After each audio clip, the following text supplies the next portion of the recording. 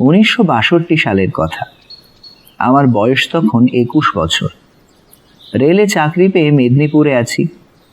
তখন বৈশাখের শেষ, প্রচণ্ড গরমে হাঁসফাঁস করছি সকালে, তার উপর ঝাঁ ঝাঁ রোদ্দুরে কুলি খালাসির কাজ।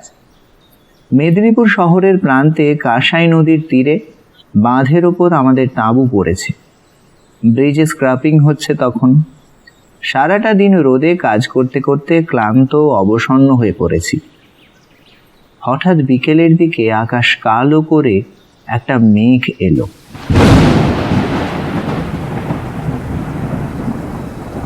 গল্পদূতের সাপ্তাহিক গল্পের আসরে আপনাকে স্বাগত।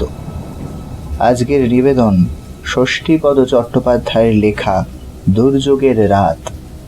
গল্পটি আমরা নিয়েছি ষষ্ঠীপদ চট্টোপাধ্যায় সম্পাদিত আনন্দ পাবলিশার্স প্রাইভেট লিমিটেড প্রকাশিত 50টি ভূতের গল্প বইটি থেকে। শুনতে থাকুন দুর্যোগের রাত। আমাদের সঙ্গে ছিল গুণধর মেট।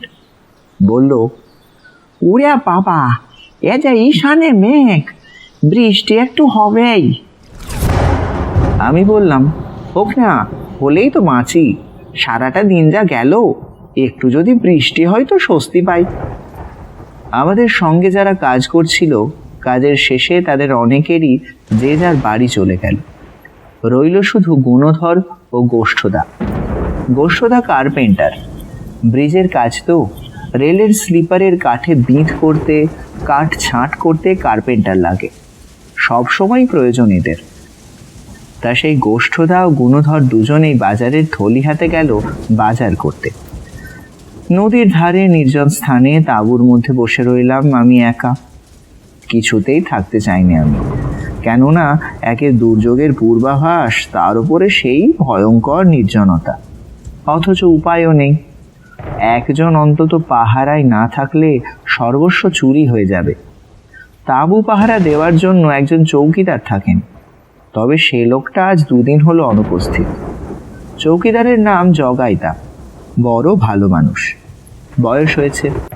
আমাকে বলে, এসব কাজ তোমাদের নয়, এর কোনো ভবিষ্যৎ নেই। এ কাজ ছেড়ে কোনো অফিস টফিসে যাতে ঢুকতে পারো, সেই ধান্দায় লাগাও দেখি। জগাইদা তো বলেই খালাস, কিন্তু অফিসের চাকরি আমাকে কে দেবে? তাই শুনেই যাই জগাইদার কথা, আর শত কষ্ট করেও চাকরিটা বজায় রাখি।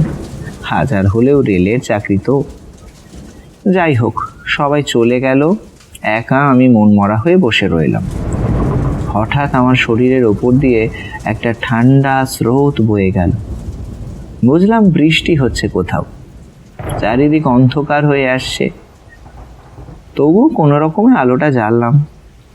হঠাৎ ঝড় উঠল। প্রথমে গোঁ গোঁ করে একটা শব্দ, তারপর কর কর করে বজ্রপাত। আলোর চাবুক একটা দিক থেকে দিগন্তে ছিটকে গেল। আমার যেন ডাক ছেড়ে কান্না এলো তখন। সত্যি বলতে কি, এই ভয়ঙ্কর নির্জনে আমার তখন ভূতের ভয় করতে লাগলো খুব। যত রাগ হলো আমার গুণধর ও গোষ্ঠদার উপর। আমাকে এইভাবে একা রেখে ওদের চলে যাওয়াটা কি উচিত হলো? আসলে বাজার করতে যাওয়াটা ওদের আছিলা, ওরা গেল নেশা করতে। বাজার হয়তো করবে, কিন্তু আজ তা না করলেও কোনো ক্ষতি ছিল না। এখন আমি একা এখানে কি করি?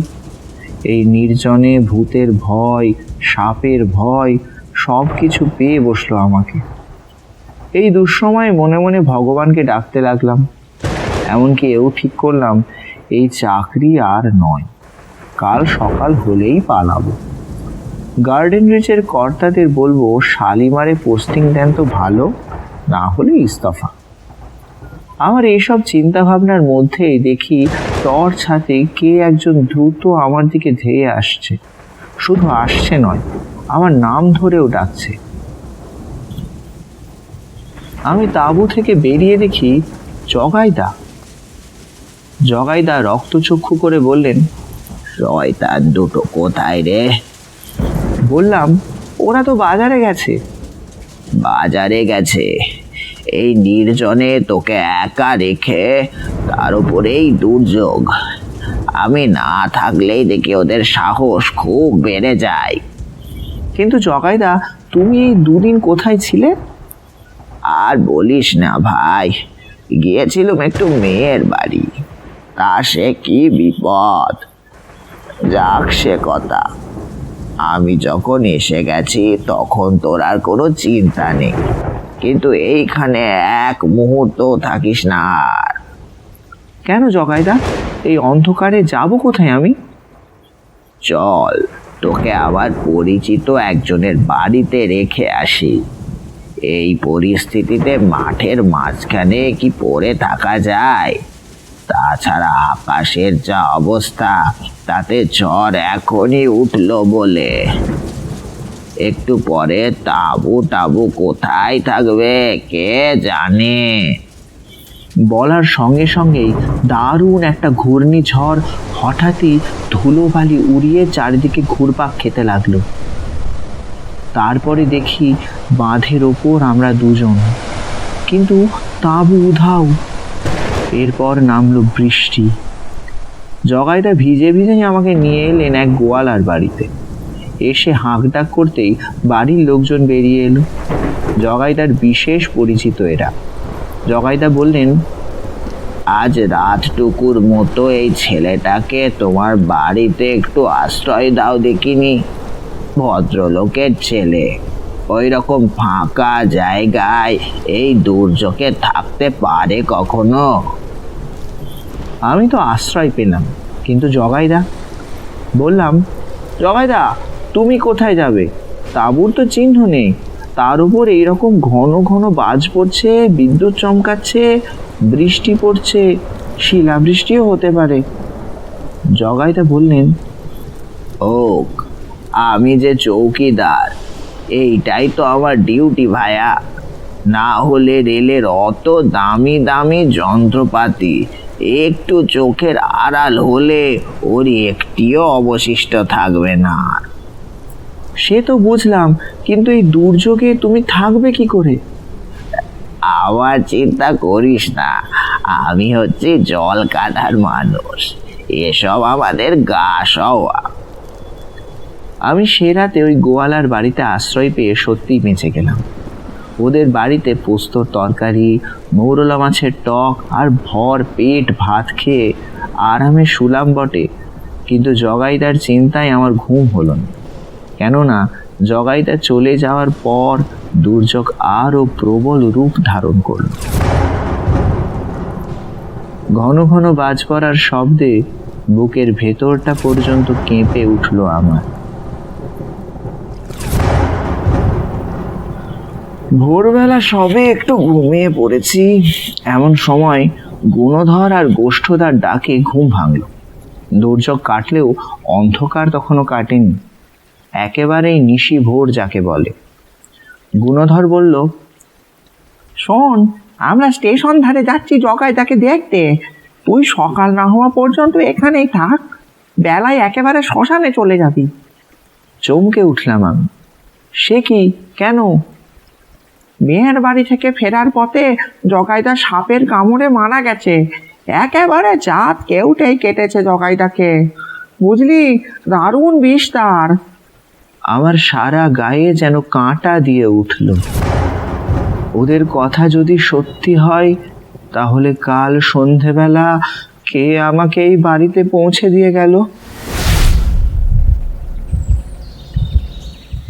আমি সকাল হতেই গোয়ালার বাড়ি থেকে বেরিয়ে নদীর ধারে আমাদের সেই কর্মস্থলে গিয়ে পৌঁছালাম।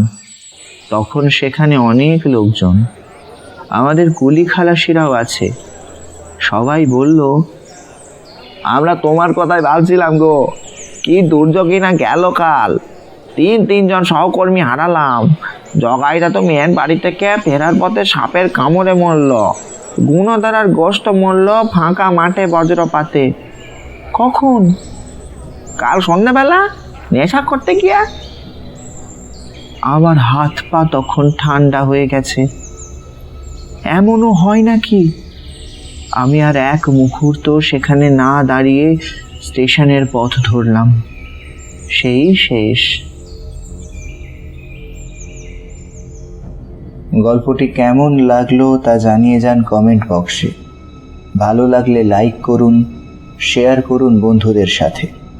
প্রতি শনিবার সন্ধ্যা 7টায় আমরা নিয়ে আসছি এরকম নানা রকমের গল্প। থাকছে ভূতের গল্প, ভয়ের গল্প, গোয়েন্দা গল্প, মজার গল্প, হাসির গল্প, নানান কিছু। সেগুলো শুনতে থাকুন এবং সাবস্ক্রাইব করে যান আমাদের চ্যানেল গল্পদূতকে। শুভরাত্রি, ধন্যবাদ।